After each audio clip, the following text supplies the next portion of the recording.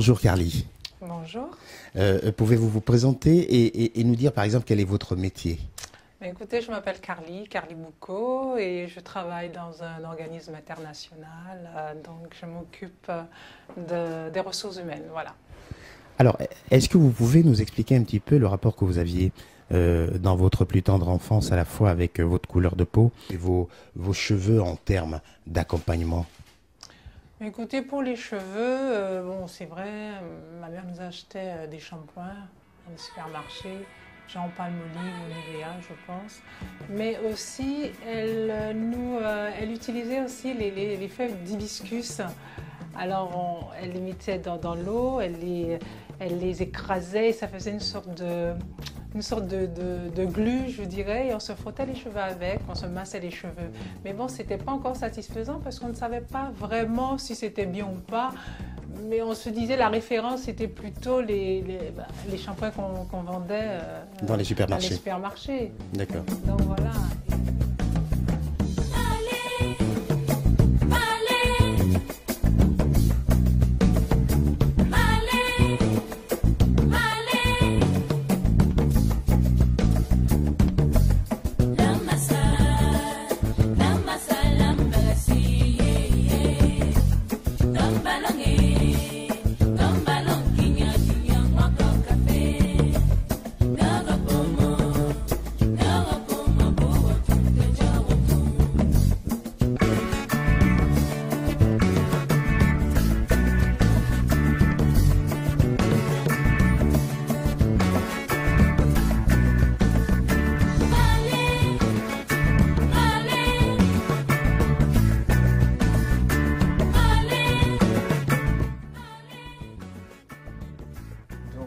Pour les cheveux, il y a une époque où on est arrivé dans la génération Michael Jackson, où la mode de coupe de cheveux qui était actuelle à cette époque, c'était de faire des curlings. Et les curlings, c'était, je ne sais pas si les anciens se rappellent, ou les gens aujourd'hui continuent à faire cette coiffe. C'était une coiffe où on mettait un produit pour pouvoir défrisser le cheveu extrêmement fort. Donc la gamme, sans faire de publicité pour ce produit, c'était TCB à l'époque qui marchait beaucoup. Ouais, la gamme TCB.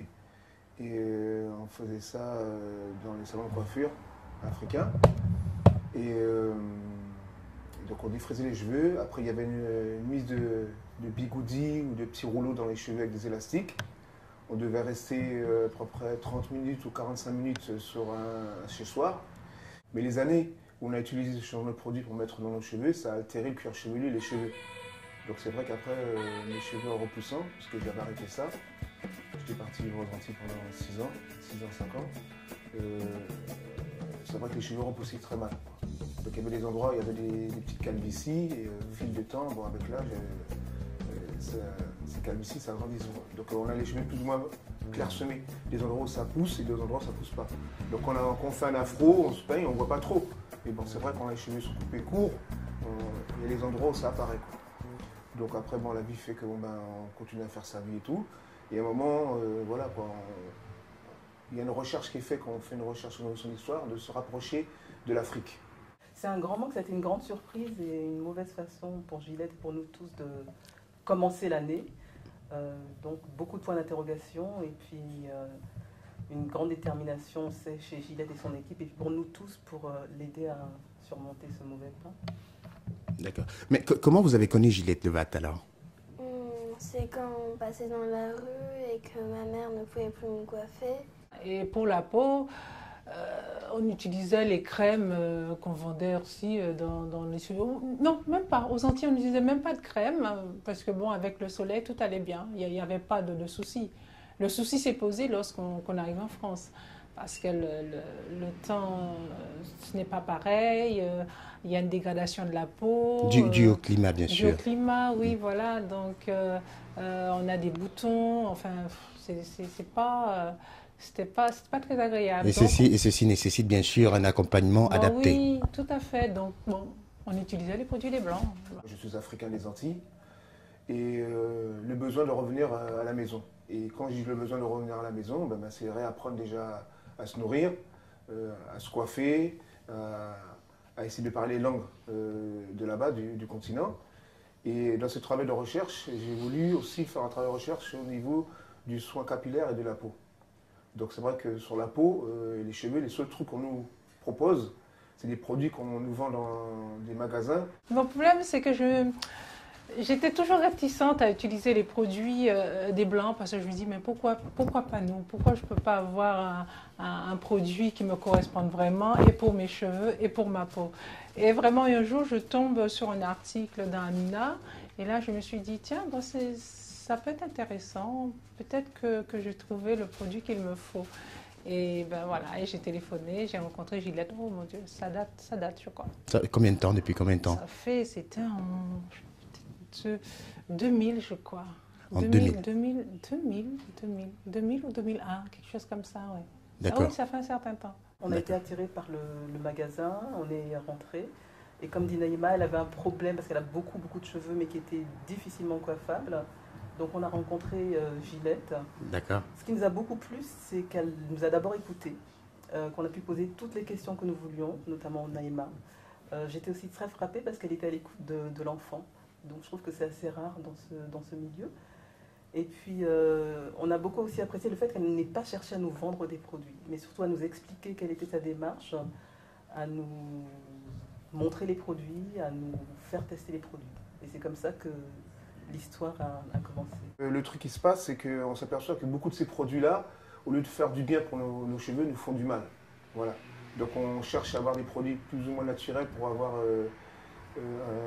des produits qui puissent réparer la texture de nos cheveux et le cuir chevelu.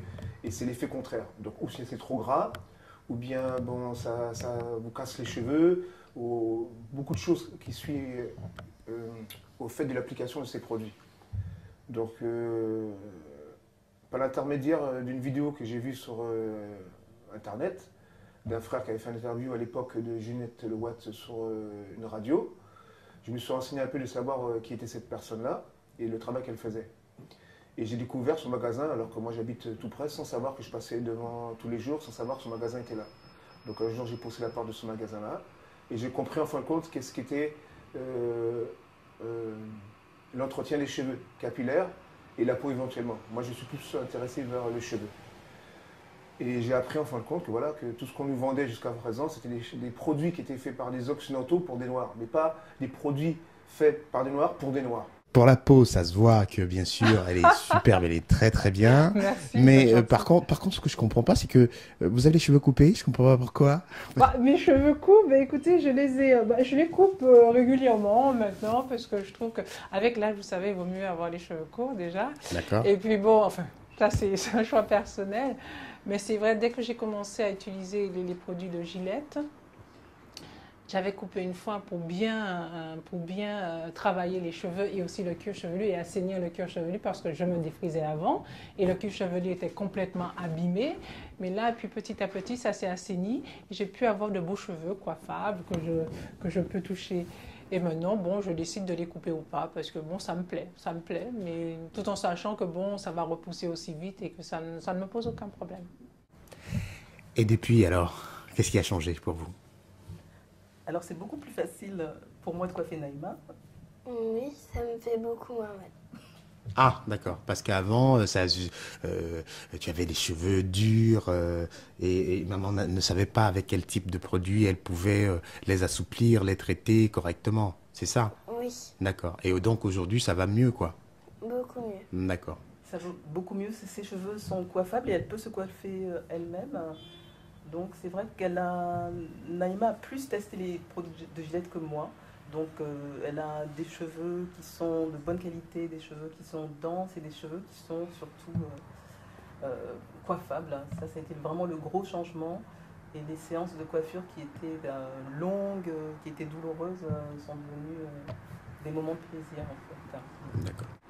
Donc la décision a été radicale, c'est d'arrêter de mettre tout ce qu'on nous vendait qui n'était pas étudié pour nous et d'appliquer les produits de l'Institut Lewatt.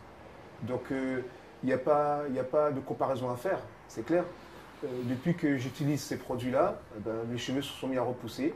J'ai une très grande longueur, je peux faire aujourd'hui une queue de cheval, ce que je ne pouvais pas faire avec les autres produits. mes cheveux ne sont pas agressés, ne sont pas altérés, ils ont retrouvé une souplesse. Il y a une injustice, il y a une incompréhension, puisqu'on ne sait pas exactement pourquoi on attaque ce type d'établissement. Et en tout cas, en ce qui nous concerne, moi je suis quelqu'un de relativement méfiant, mais c'est vraiment des produits qu'on a utilisés en toute confiance. Et franchement, nous n'avons jamais eu de problème lié à l'utilisation des produits. Donc je m'aperçois en France, quand des gens d'origine africaine essaient de faire des commerces qui ont pignon sur rue, et que ces commerces attirent et sensibilisent une population africaine qui est à la recherche de quelque chose de naturel, eh ben, je m'aperçois, comme la librairie Edilac, que je vais nommer, eh ben, une structure plus ou moins obscure s'acharne à l'heure actuelle d'enrayer cette émancipation des Afros et des Africains sur le territoire français. Donc on nous dit qu'on est dans le pays des droits de l'homme. Donc on sait très bien de quel droit de l'homme, ici, les gens jouissent. Et le problème s'il y a, c'est qu'on nous reproche toujours qu'on n'est pas des gens capables de se prendre en charge. Donc on prouve par ce qui se passe chez Ginette Le Boîte aujourd'hui et autres, que dès qu'on se prend en charge et qu'on répond aux besoins de la population du continent, eh ben, des officines plus ou moins obscures au fantôme font en sorte de mettre des bâtons dans les roues de ces gens. Alors, s'il fallait dire quelque chose au sujet du travail que fournit Ginette Le Boîte aujourd'hui, que diriez-vous?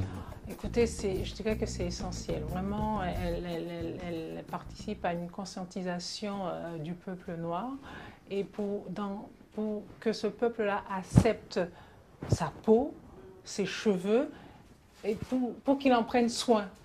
Parce que bon, on se dit, bon, on a une malédiction, on a la peau noire, on ne peut pas se coiffer. C'est pas vrai du tout. Parce que depuis tout petit, on est conditionné à utiliser les produits qui ne nous correspondent pas.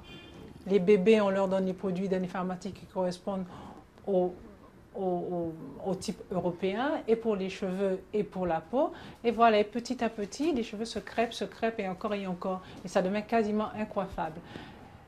Et ce qu'elle propose, c'est un produit, moi je trouve ça révolutionnaire. Hein. J'ai vraiment, je le conseillerais à tout le monde. Mais écoutez, utilisez les produits Ginette Le Boîte parce que ça nous permet de nous aimer. De nous aimer, et ça je pense que si on ne s'aime pas, on ne pourra pas aimer les autres et puis bon, on ne pourra pas avancer, voilà. Donc il y a une situation qui est vraiment palpable aujourd'hui de faire connaître aux gens que ici, quand vous êtes en France, qu'on dit le pays des droits de l'homme entre guillemets, si vous êtes de descendance africaine et vous faites quelque chose pour votre population ou les gens de votre continent qui aspirent à avoir quelque chose qui vient de chez vous et de chez nous, donc la famille, entre guillemets, des gens s'acharnent à vous empêcher de vous émanciper. Surtout quand vous répondez justement à un besoin qui est naturel de chez nous-mêmes, notre peau et nos cheveux. Et je pense à l'heure actuelle, les seules personnes qui veulent savoir ce qu'on a besoin pour notre peau et nos cheveux, c'est nous-mêmes. Que c'est vraiment injuste que ce magasin ferme, car c'était très bien. Et que grâce à ça, c'est beaucoup mieux. Andréane? De la détermination à Gillette, je sais qu'elle en a, à toute l'équipe, parce qu'on parle beaucoup de Gillette, mais elle a aussi toute une équipe sur laquelle donc je pense qu'elle peut compter, et nous avons pu compter aussi quand elle n'était pas là, donc vraiment que ça puisse continuer. Écoutez, je suis tellement désolée que ça arrive maintenant que je ne sais pas, tout d'un coup j'appelle, me dit Carly, on est fermé, j'étais tellement... je me dis tiens, non, je dis ça doit être un complot. Vraiment, je le dis et ça me fait très mal parce que c'est une femme extraordinaire. Et puis, je vois que c'est injuste ce qui lui arrive et je demanderai vraiment à toutes les personnes qui aiment, qui nous aiment, qui s'aiment, qui aiment le peuple noir, je veux dire, si on a une certaine conscience, je pense que bon,